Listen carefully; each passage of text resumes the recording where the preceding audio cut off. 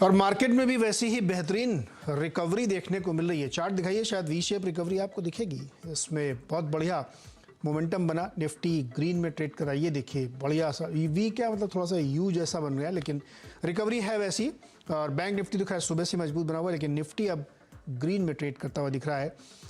Mid cap में मामूली सी नरमी है, लेकिन मुझे लगता है कि थोड़ी देर में वो भी ग्रीन में ट्रेड करेगा। और ब्रॉडर मार्केट से संकेत मिल रहे हैं कि अपने आप को बाजार ऊपर की तरफ ले जाने में सफल होता दिख रहा है। हालांकि जो नतीजे आ रहे हैं या जो कल आए थे, उनमें जैसे नतीजे उस तरीके से काफ़ी रिएक्शन मार्केट में देखने को मिला है, उसको भी ध्यान में रखना चाहिए। कई सारे स्टॉक्स हैं जहां पे नतीजे कमज़ोर थे तो वहां पे गिरावट देखने को मिली।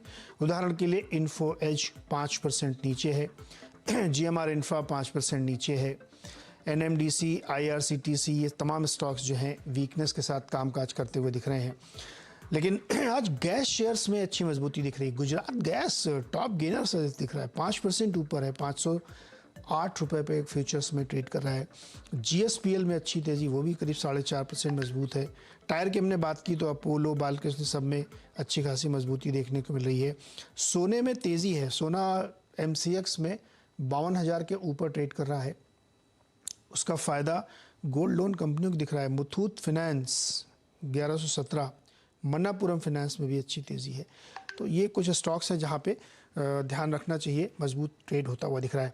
गावा सर हमारे साथ जुड़ गए हैं। गावा सर नमस्कार। और मार्केट जो है ऊपर की तरफ पूरी ताकत से जाने की कोशिश कर रहा है, तो ग्रीन में तो आ गया है, इसके आगे आप ले चलिए।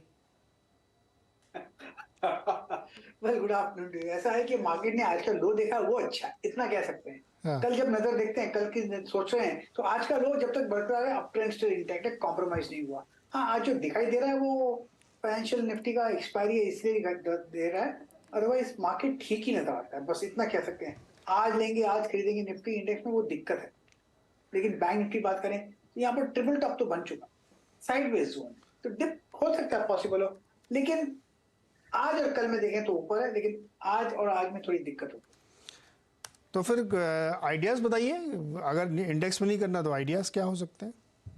मुझे एक्साइड इंडस्ट्रीज अच्छा लगता है, यहाँ पर एक तेजी है। ओके। 180 का कोई स्टॉप लगाकर चले, 183 पे करीब ट्रेड कर रहा है, उसके नीचे ही ट्रेड कर रहा है। पॉसिबल है कि 192 देखने को मिल सकते हैं एक्साइड में, तो यस, एक्साइड नजर आता है। ओके, अब गावा जी कुछ स्टॉक्स में बताता हूँ, आप देखिएगा इसमें जो आपको चार्ट पे ठीक ठीक लगता हो। जैसे हम लोगों ने सुबह चर्चा की थी, डेल्टा कॉर्प लॉन्ग बिल्डअप है, IGL में लॉन्ग बिल्डअप है, अपोलो टायर ऊपर की तरफ जा रहा है। हालांकि LTI Larsen and Toubro infotech में शॉर्ट पोजीशंस क्रिएट होती हुई दिख रही हैं। GSPL में लॉन्ग है। कुछ है इसमें बढ़िया? ये डेल्टा कॉप तो अच्छा लगता है मुझे, बिल्कुल। मैं कहूंगा डेल्टा कॉप का थोड़ा नजरिया लंबा होना चाहिए, ठीक ही नजर आता है। अपोलो टायर्स की बात करें, मुझे डेल्टा कॉप लगता है 260 तक जाना चाहिए, 250, 260, लेकिन उसे वक्त लगेगा। सपोर्ट है करीब 220 के आसपास, तो डेल्टा कॉप दिखता है अच्छा। अपोलो टायर्स भी अच्छा लगता है, थोड़ा स्ट्रेच्ड है, लेकिन 290 में स्ट्रॉन्ग सपोर्ट जोन है। ये 300 पार कर लेगा तो फिर 310 भी देखेंगे अपोलो टायर्स में। गावा सर यूनाइटेड स्पिरिट्स का चार्ट देखिए और एक रेडिको खैतान का, दोनों चार्ट अगर एक साथ दिखा सके डॉक्टर साहब आप, तो दोनों दिखाइए।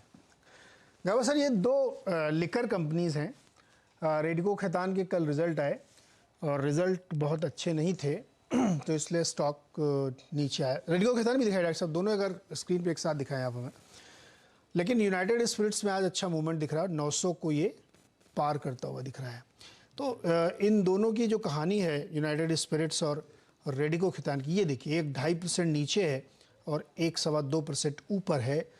ये साफ दिखा रहे हैं कि किस तरीके के प्रेफरेंसेस प्रोडक्ट और स्टॉक में लोगों के बन रहे हैं। गावा सर इन दोनों में कौन सा अच्छा है ट्रेड के लिए? देखिए, मैंने खुद के लिए अपने पोर्टफोलियो में लिया हुआ है United spirit, near the lows करीब 750 के आसपास। मैंने लगा हुआ है मीडियम टर्म के लिए, लॉन्ग टर्म के लिए। ये मुझे स्टॉक लॉन्ग टर्म में बढ़िया लगता है। एक्सपेंशन हुआ, कॉन्ट्रैक्शन, जब कॉन्ट्रैक्शन हुआ तब मैंने लिया, फिर एक एक्सपेंशन शुरू हुआ है, ये 1000 में पार कर लेगा मैटर ऑफ टाइम, तो मैंने लिया है लॉन्ग टर्म के लिए। ये स्टॉक मुझे बढ़िया लगता है, यूनाइटेड स्पिरिट्स। रही बात रेडिंगटन की, तो इसका चार्ट निकाल देता हूँ रेडिंगटन का। रेडिको रेडिको सर, रेडिको खैतान। ओ रेडिको, रेडिको मैं निकाल देता हूँ, रेडिको खैतान का। हाँ। ये रेडिको खैतान का स्टॉक मिला, इसका भी चार्ट स्ट्रक्चर बढ़िया है, लेकिन शॉर्ट टर्म में थोड़ी वीकनेस है। अगर दोनों में से मुझे सिर्फ एक चूज करना पड़े तो मैं डेफिनेटली यूनाइटेड स्पिरिट्स करूंगा, और ये स्टॉक मेरे पोर्टफोलियो में भी है, डिस्क्लोजर। ओके, तो ये डिस्क्लोजर है, गावा सर ने इसको लॉन्ग टर्म के लिए अपने पोर्टफोलियो में ले रखा है यूनाइटेड स्पिरिट्स को 750 के आसपास, और आज 900 रुपये में ट्रेड कर रहा है। ये जिक्र मैंने इसलिए किया क्योंकि अभी इसके नतीजे आए थे रेडको खैतान के, और वो नतीजे बहुत अच्छे नहीं थे, इस वजह से स्टॉक में वीकनेस है। और ये बहुत सारे रिजल्ट्स में ऐसा देखने को मिल रहा है कि जो मास सेगमेंट की कंपनीज हैं उनमें प्रेशर है, प्रीमियम सेगमेंट की कंपनीज में तेज़ी है। ये अलग अलग सेक्टर्स में आपको ये एक बिग पिक्चर देखने को ज़रूर मिल रही है। तो ये एक हमने सोचा कि तस्वीर आपके साथ शेयर ज़रूर की जाए। चलिए बात करते हैं उस कंपनी के जिसके लिए है केवाईसी, और आज हम बात करेंगे सेंचुरी प्लाई के दूसरे नतीजों पर। कंपनी का मुनाफा 5% और एबिटा करीब 23% गिरा है। एक्चुअली प्रॉफिट तो फिर भी उतना कम नहीं, लेकिन अदर फ्रंट पर अगर आप देखेंगे तो रेवेन्यू में भी करीब 12% की गिरावट देखने को मिली है, और एबिटा लेवल पे 23% की कमज़ोरी है। मार्जिन 6% कॉन्ट्रैक्ट हुए हैं। तो यानी नंबर्स जो है ऑल सेगमेंट जितने में भी ये प्ले करते हैं उसमें दबाव देखने को मिला, चाहे लैमिनेट्स का सेगमेंट हो, प्लाईवुड का हो, एमडीएफ का हो, पार्टिकल बोर्ड का हो, प्रेशर है सब जगह पे। तो ये ऐसा क्यों है और इससे आगे के लिए क्या आउटलुक मिलता है, इस पर हम बातचीत करेंगे। हमारे साथ कंपनी के एग्जीक्यूटिव डायरेक्टर केशव भजनका जी जुड़ गए हैं। केशव जी, बहुत बहुत स्वागत है आपका CNBC आवाज़ पर। मुझे लगता है कि मैं सवाल फ्रेम ना करूं, आप ही बता दें कि कहाँ से शुरू किया जाए, मतलब ये नंबर ऐसे क्यों हैं? Good morning. देखिए, Q2 में काफी इन्फ्लेशनरी प्रेशर था, लेकिन जो आप एबिटा की फिगर्स की बात कर रहे हैं, इसमें एक वन टाइम एक्सेप्शनल लॉस हमने बुक किया है जो करीब 47 करोड़ का है। This is with regards to our Myanmar subsidiary. जैसा आपको पता है कि म्यांमार में अभी मिलिट्री रेजिम आ गया है, वहां पे बिजनेस ऑपरेट करना बहुत मुश्किल हो रहा था, और ये देखते हुए हमने उस सब्सिडियरी को राइट ऑफ करने का डिसीजन लिया। तो ये जो लॉस है, ये कैश लॉस नहीं है, it is a book keeping loss, but yes, हम लोग अपने म्यांमार यूनिट को डिसकंटिन्यू कर रहे हैं। अगर आप इसको हटा देते हैं तो हमारा बेटा 17% से ऊपर है, which is better than what we had expected. तो ये जो आप बेटा धीमा दिख रहे हैं, गिरा हुआ दिख रहे हैं, इसका प्राइमरी रीजन वो one time loss right of है। तो बताइए मुझे क्या हुआ, क्या म्यांमार में, मतलब वो रिजीम चेंज हुआ तो फिर कामकाज में दिक्कत क्यों आने लगी? उन्होंने फेलिंग ऑफ पीस के ऊपर नॉर्म्स बदल दिए हैं, और इन जनरल वहाँ जो जो एक माहौल बिजनेस की तरफ बना था वो अब काफी चेंज हो गया है। तो म्यांमार हमारे लिए एक बहुत अच्छा यूनिट रहा है। करीब 2013, 14, 15 में इसने हमें बहुत अच्छा मुनाफा भी दिया है। उसके बाद भी बहुत अधिक तो नहीं, बट मुनाफा देते आ रहा था। लेकिन अब इस रिजीम चेंज के बाद उस यूनिट को प्रॉफिटेबली ऑपरेट करना एटलीस्ट मीडियम टर्म में तो हमें नहीं दिख रहा है। मतलब ये है कि फ्यूचर में फिर दोबारा शुरू हो सकता है, एकदम राइट ऑफ नहीं कि वहाँ करेंगे नहीं कभी, ऐसा नहीं है ना? नहीं, हम इसे डिस्पोज ऑफ करेंगे, एंड इसी क्वार्टर के अंदर या अगले क्वार्टर के अंदर कंप्लीटली डिस्पोज ऑफ कर देंगे। जो हमें लगता है कि हमें करीब 10, 12, 15 करोड़ की इसके लिए वैल्यूएशन मिलेगी, हमने उसी को बुक्स पे अभी तक रखा है, एंड वो भी हम इस क्वार्टर या दूसरे क्वार्टर के अंदर डिस्पोज कर देंगे। तो यानी म्यांमार से एकदम अब नमस्कार है, उधर नहीं जाने का? बिल्कुल बिल्कुल। ठीक है, तो ये तो हो गई म्यांमार की कहानी, जिसकी वजह से मार्जिन में इम्पैक्ट पड़ा और एक वन टाइम राइट ऑफ लिया उसमें करीब 40-45 करोड़ का। केशव जी, लेकिन इसके अलावा भी हम देखें तो अलग अलग सेगमेंट में चाहे वो केमिकल का यूज़ हो या अदर रॉ मटेरियल्स हो, उनकी महंगाई की वजह से इम्पैक्ट पड़ता हुआ दिख रहा है। हर सेगमेंट में दबाव है, तो ये दबाव कितना सीवियर है अभी तक, और ये क्या कंटिन्यू रहेगा? देखिए, रॉ मटेरियल प्राइसेस थोड़े तो ईज आउट करना शुरू हो गए। जो दबाव बना था वो अब थोड़ा थोड़ा करके रिलीज होना शुरू हो गया है। मुझे दिख रहा है कि अगले 2 क्वार्टर में मार्जिन्स डेफिनेटली बेटर होने चाहिए, क्योंकि raw material cost particularly chemical cost normalize हो गए हैं। टिम्बर का कॉस्ट अभी भी थोड़ा बढ़ा हुआ है, बट हमने प्राइस इंक्रीजेस के थ्रू उसको ऑलरेडी अब्सॉर्ब कर लिया है। एमडीएफ सेगमेंट में थोड़ा प्रेशर बने रह सकते हैं, क्योंकि नॉर्थ में टिम्बर का दाम काफी बढ़ा है, बाकी कंट्री में इतना नहीं बढ़ा है, लेकिन हमारी एमडीएफ कैपेसिटी अभी सिर्फ नॉर्थ में है, तो एमडीएफ के अंदर थोड़ा दबाव हमें दिखेगा। बट फिर भी 25% से ऊपर मार्जिन, हमने हमेशा गाइडेंस दिया है कि हम पार्टिकल बोर्ड और एमडीएफ में 25% से ऊपर बेटा मार्जिन करेंगे, प्लाईवुड में 13 से 15% करेंगे, और लैमिनेट में 14 से 16%। और मेरी पूरी उम्मीद है कि ये मार्जिन हम डेफिनेटली इस साल क्रिएट करेंगे। सर, ये जो पार्टिकल बोर्ड वाला आपका बिजनेस है, इसमें तो मार्जिन जस्ट हाफ हो गए हैं, और आप कह रहे हैं कि आप 25% ही मेंटेन करेंगे, मतलब गिरा हुआ जो इस समय का है उसको आप मेंटेन कर पाएंगे? हाफ नहीं हुआ है, हमारे मार्जिन लास्ट क्वार्टर में भी 28.5% के पार्टिकल बोर्ड, 28.5% का मार्जिन था, जो 25% से ऊपर है। और हम चेष्टा करेंगे कि इसके नहीं, ऊपर भी अगर वायु प्रोडक्शन कम पिछले साल इसी क्वार्टर में कितना था सर? करके 36 नहीं, पिछले साल इस क्वार्टर में 26% था। ओके। और क्वार्टर भी थोड़ा सा गिर के आया, तो अभी जो करीब 25, 26, 27% का, इसमें आप 25% मेंटेन कर पाएंगे? हम डेफिनेटली कोशिश करेंगे कि हम जिस मार्जिन पे 28.5 जो डिलीवर किए हैं उससे भी बेहतर करें, लेकिन हमारी गाइडेंस ये है लॉन्ग टर्म के लिए कि हम 25% से ऊपर डेफिनेटली करें। ये तो बहुत ही हाई कैपिटल इंटेंसिव बिजनेस है सर, इसमें तो आपको लगातार ये इन्फ्यूजन करना ही पड़ेगा। इस कैपेसिटी में अभी हम और कोई इन्फ्यूजन नहीं कर रहे हैं, हम एक नई कैपेसिटी लेके आ रहे हैं। लेकिन अगर आप इस कैपेसिटी का आज के दिन परफॉर्मेंस देखेंगे तो ये करीब 60-65 करोड़ में एस्टेब्लिश हुई थी, और अभी ये हमें हाफ ईयर में करीब करीब 30 करोड़ का एबिटा दे चुकी है। तो it is okay. An outstanding unit, the performance has been very very strong. But हाँ, अब हमारी जो नई कैपेसिटी आएगी उसमें केपेक्स ज्यादा लगेगा, क्योंकि हम एक कंटिन्यूअस प्रेस के लिए जाएंगे। लेकिन उस कंटिन्यूअस प्रेस में हमें बहुत एडवांटेजेस भी मिलेंगे। आज के दिन हम सिर्फ 9 mm से ऊपर की साइज बना सकते हैं, वो भी सिर्फ 8/6 या 9/6 में। जैसे ही नई प्रेस आएगी ये सारे लिमिटेशन दूर हो जाएंगे।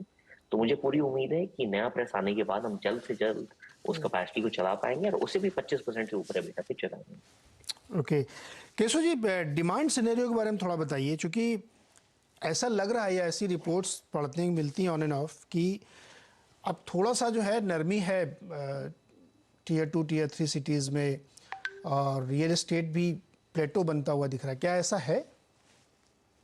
देखिए, इन्फ्लेशनरी प्रेशर काफी था पिछले कुछ महीनों में, क्योंकि स्टील, सीमेंट, हर एक होम बिल्डिंग मटेरियल का कॉस्ट काफी बढ़ गया था। तो इसकी वजह से there was a little pressure. लेकिन अभी भी आप रेजिडेंशियल रियल एस्टेट के नंबर्स देखेंगे तो आंकड़े बहुत ही सही हैं, और आगे जाके भी हम इसके ऊपर काफी बुलिश हैं। तो शॉर्ट टर्म में थोड़े बहुत हिकअप आ सकते हैं, लेकिन इस पीरियड में भी हमने 10% से ऊपर टर्नओवर ग्रो किया है।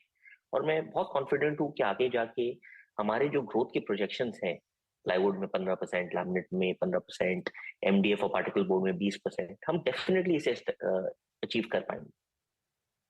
केशव जी, आप एक चेन्नई में नई यूनिट लगाने वाले हैं, उसके बारे में बताइए सर। तो जैसे मैं आपको बता रहा था, ये एक पार्टिकल बोर्ड की यूनिट होगी और ये कंटिन्यूअस प्रेस होगी। साउथ इंडिया पार्टिकल बोर्ड का सबसे बड़ा मार्केट है। साउथ इंडिया के अंदर सबसे ज्यादा एस्टैब्लिश्ड ओईएम्स है, एंड ओईएम्स अधिकतर पार्टिकल बोर्ड का यूज करते हैं। जैसे आपने देखा होगा कि आइकिया में 80% से ज्यादा वुड पैनल का डिमांड पार्टिकल बोर्ड के लिए ही आता है। तो साउथ इंडिया में डिमांड काफी खुल रहा है, काफी बढ़ रहा है, और वहां पे रॉ मटेरियल प्राइसेस भी हमारे फेवर में। इसी को ध्यान में रखते हुए हमने वहां पे एक लैंड एक्वायर किया है, और होपली FY25 तक हम एक नई यूनिट को कमीशन कर पाएंगे। ये यूनिट करीब 550 करोड़ की केपेक्स में लगेगा, एंड हम काफी होपफुल हैं कि क्योंकि ये कंटिन्यूअस लाइन है और इसमें हमें पूरी प्रोडक्ट की वर्सेटिलिटी मिलेगी, हमें पूरी प्रोडक्ट की रेंज मिलेगी। इस यूनिट को हम जल्द से जल्द कैपेसिटी पे चला पाएंगे। सर, ये आइकिया वगैरह सब आपकी क्लाइंट लिस्ट में होंगे जरूर ना? देखिए, अधिकतर लार्ज ओईएम्स हमारे क्लाइंट लिस्ट में हैं, और आगे जाके क्योंकि आज के दिन भी इंडिया उस मुकाम तक पहुंचा नहीं है जहां ओईएम्स उस स्टेचर के हो गए हैं जैसे कि वर्ल्ड वाइड कंपनीज हैं। आप जैसे यूरोप में, अमेरिका में देखेंगे, अभी ये कंपनीज ग्रो कर रहे हैं और इतने सारे ओईएम्स अपने स्केल चेंज कर रहे हैं with best equipment, best machinery. तो मुझे दिखता है कि जो आज के दिन डिमांड है उससे डिमांड कई गुना बढ़ेगा, और डेफिनेटली सारे लार्ज ओईएम्स आज के जमाने से माल खरीद रहे हैं, लेकिन इनका जो खपत है वो आगे जाके बहुत बढ़ने वाले हैं। ओके सर, एक लास्ट क्वेश्चन, एजुकेशनल क्वेश्चन है ये जो एमडीएफ है आपका, और ये जो पार्टिकल बोर्ड, ये इंजीनियर्ड वुड कह सकते हैं इनको, और ये जो ट्रेडिशनल वाला होता है, तो इसमें कौन बढ़िया होता है, ड्यूरेबल होता है, उसके बारे में बताइए थोड़ा सर। ये जो आदमी तीनों बना रहे हैं उसके लिए बहुत मुश्किल क्वेश्चन है। इसीलिए तो मैंने आपसे लेकिन पूछा सर। लेकिन देखिए, प्लाईवुड सबसे ड्यूरेबल प्रोडक्ट है। प्लाईवुड में अगर आप देखेंगे तो प्लाईवुड का प्राइस एमडीएफ से डबल है और पार्टिकल बोर्ड से ट्रिपल है। मतलब पार्टिकल बोर्ड का प्राइस 1/3 होगा, एमडीएफ का हाफ होगा। Plywood is the most stable, the most durable product आज के दिन। भी अगर आपको एक life time warranty, life time use के लिए प्रोडक्ट चाहिए तो प्लाईवुड ही होगा। लेकिन अलग अलग यूसेजेस पे जिसके पास प्रोपेंसिटी टू स्पेंडिंग है, जिसके पास इतना इतना इकोनॉमिक एबिलिटी नहीं है, वो एमडीएफ से भी फर्नीचर बना सकता है जो एक लॉन्ग टर्म ड्यूरेशन के लिए लास्ट करेगा, may be not as long as plywood. और particle board machine made furniture में सबसे फेवरेबल है because it is the easiest to mould and it has a very good surface finish. तो आज के दिन particle board for office usage, for temporary, जो आपके 5, 7, 10 साल का होराइजन है उसके लिए पार्टिकल बोर्ड, उससे थोड़ा लंबा समय के लिए एमडीएफ, और फिर अफोर्डेबिलिटी के हिसाब से जो अफोर्ड कर सकता है उसके लिए प्लाईवुड यूसेज हमें इस हिसाब से देखना चाहिए। बहुत ही अच्छे से सर आपने एक्सप्लेन किया। आजकल हालांकि एमडीएफ का यूज़ बहुत होता है, बड़ी फर्नीचर की दुकान जो है सब एमडीएफ मिलेगा। पार्टिकल बोर्ड में ब्यूटी बहुत होती है क्योंकि वो बहुत ही गजब फिनिश होती है, लेकिन हाँ बिल्कुल सही कहा आपने कि अलग अलग यूजेस और अलग अलग अफोर्डेबिलिटी के प्रोडक्ट हैं सारे। सर बहुत बहुत शुक्रिया हमारे साथ जुड़ने के लिए और अगले क्वार्टर के लिए बहुत शुभकामनाएं आपको।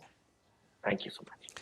तो सेंचुरी प्लाई बोर्ड, देखिए बीच बीच में मैं आपको एक आध इंडस्ट्री नॉलेज भी दिलवाता रहता हूँ कि तीनों के फ़र्क क्या है और कैसे यूज़ और क्या प्राइसिंग हो सकती है।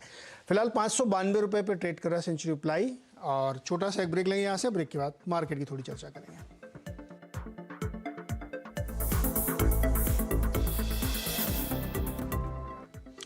स्वागत है एक बार फिर से आपका, और बाजार पर नजर डालिए। लगभग वही स्थिति बनी हुई है, मार्केट अपने आप को संभालने की कोशिश कर रहा है। बैंक निफ्टी ठीक ठाक है, निफ्टी भी देखिए ग्रीन में आने की कोशिश कर रहा है। ये अक्सर का एक ट्रेंड है आजकल के दिनों का कि लास्ट आवर में एक बड़ा जंप मिलता है और फिर मार्केट उसी हिसाब से अपना बिहेव करता है। देखते कैसा ट्रेड होता है, लेकिन अगले 1-1.5 घंटे के लिए आपकी स्ट्रेटजी बनाएंगे अनुज, हर्षदा और वीरेंद्र। मुझे इजाज़त दीजिए, छोटा सा ब्रेक।